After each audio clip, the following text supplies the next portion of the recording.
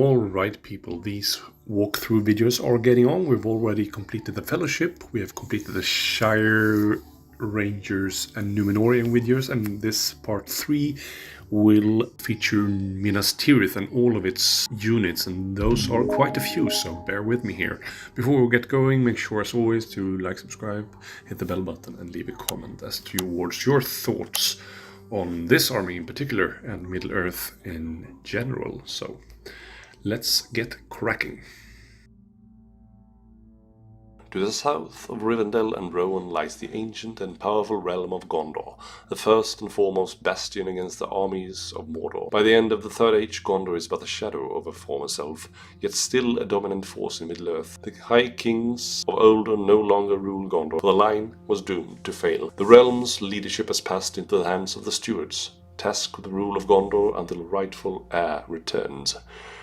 The armor composition is as follows. You can include a number of models here. Aragorn, King Elessar, so not the Strider variant. You can include Gandalf the White, not the grey one. Denethor, Boromir, Captain of the White Tower, that's the buffed version of him. You can include Faramir, Peregrine in the God of the Citadel variant. Beregond, God of the Citadel. Madril, Captain of Ithilien. Damrod, Cirion, Lieutenant of Amon Barad. And you can have Knights of the White Tower. Captains of Minas Tirith, you can have Kings of Men, Warriors of Minas Tirith, you can have Knights of Minas Tirith, Rangers of Gondor, Citadel Guards, Garden of the Fountain Guards, Osgiliath Veterans, Gondor Battlecry Trebuchets, and Gondor Avenger Bolt Throwers. So just lots of models to choose from here. And the armor bonus, you are men of Gondor, whatever comes through that gate you will stand your ground. For any Gondor models from this army list, increase the courage value by 1. Yep, first up here we have Aragorn, King Elessar, and he's 225 points base, so very, very expensive. But that includes Narsil, sorry, not Narsil, Anduril, Flame of the West, which just wounds on 4+ or 3+ if you will, two-handed against any model, as I said before. So that's just crazy good. And he can do basically every heroic action. He can take an armored horse for 15 points extra, so it'll buff him up to 240 points. Staggering, right? But he has 6 fight, 4 strength, defense, 7, 3 attacks, 3 wounds, great courage, 333 heroic stat line. And he has the Stand Men of the West special rule. It makes him a banner for everyone within 6 inches. And he has that free might from the Mighty Lord special. And then we have Gandalf the White for 224 points base. He no longer can take a chariot or cart, but he can take Shadowfax for 20 points, and that's quite a good horse, because that has 12 inches of movement. Can't fight, but it has its own will and fate value. And he can do basically every magical power in the book. And he can also be quite the force now in melee, as he really wasn't before.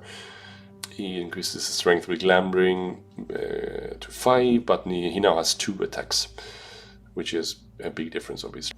But yeah, he still rerolls those fate rolls with Noria. Then we have Denethor, which is a very cheap hero, and it's not very good, but so if you include him, he's automatically a leader, unless your force also contains Aragorn. He has the Broken Mind special rule, which is forcing him to make a courage test each round to see if you still control him or the enemy takes control over him. But if you include Boromir and he is alive, you don't have to take those tests. But if you include Boromir and he dies, you automatically fail, so it's a double-edged sword there. But he's not really a good fighter. He has 2 attacks with fight 5, strength 4. Means a decent attack profile, I guess, but only 5 defense and no might and no fate. So he will go down very fast when targeted. And then we have Peregrine, which is not all that good. He's buffed now from before, but he's still just 25 points of waste, really. Then we have Boromir, Captain of the White Tower, who's a great model, 160 point base, and you can have a banner to make that into 200 points. You can also take the horse to buff him even further, and you probably should take at least the shield as well. You could take lance, but if you take the lance, you can't take the banner. So the shield will buff his defense up to 7, and his base fight is 6, which is great. and he still has that Horn of Gondor, and the banner is counted as for all Gondor warriors within 6 inches gain +1 to the fight value, and it's a 6 range banner. So I mean, Boromir is a beast, and he still has that 6 might, but now he has 3 fate, better than he had in the Fellowship. So yeah, he's a great model. Then we have Faramir. He's 80 points. He has the Woodland Creature special rule, and he has the special rule: is there a captain here who still has the courage to do his lord's will?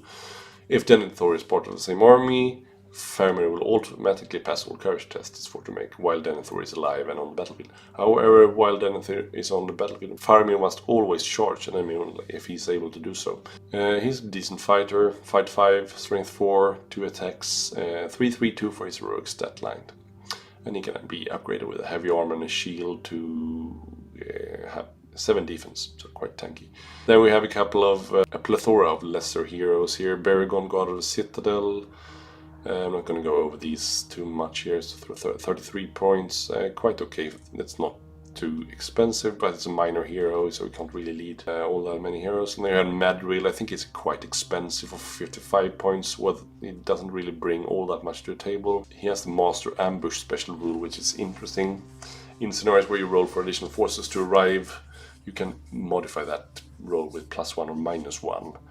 And if he's already on the battlefield, he can do the same for arriving warbands, and he can also modify the roll to see which side of the board you deploy on. Then we have Damrod and Kirion as named heroes as well. Damrod is dirt cheap for 25 points, I think, but it's just 1 attack, so he's there to lead, kind of bring more models on the table, basically, because he's not really all that good as a fighter. Kirion is a bit more expensive, 55 points. He has 2 attacks, 2 wounds, 3 might, so probably the better of the 2. And he has the special rule, Boldest of the Bold. When charging an enemy that causes terror, he receives +2 to his courage value. Also +2 to his courage value when models with the Blades of the Dead special rule make strike against him, which is obviously very situational. They have Knights of the White Tower for 60 points. They are heroes of fortitude, quite cool models here with this like a silver mask thing. They have fight 5, strength 4, defense 6, included their heavy armor. And they have 2 attacks, 2/1/1 for heroic stat line, and they can do the heroic strike. And they have the special rule, the Blade Lord skill. If they score a natural 6 on a duel, the two-handed weapon penalty does not apply. That's pretty good. Then we have the Kings of Men to represent the Kings of Old, and past stewards as well, but they are really not all that fanciful. But I mean, they're pretty inexpensive budget heroes. I'm not really a fan of the model, to be fair.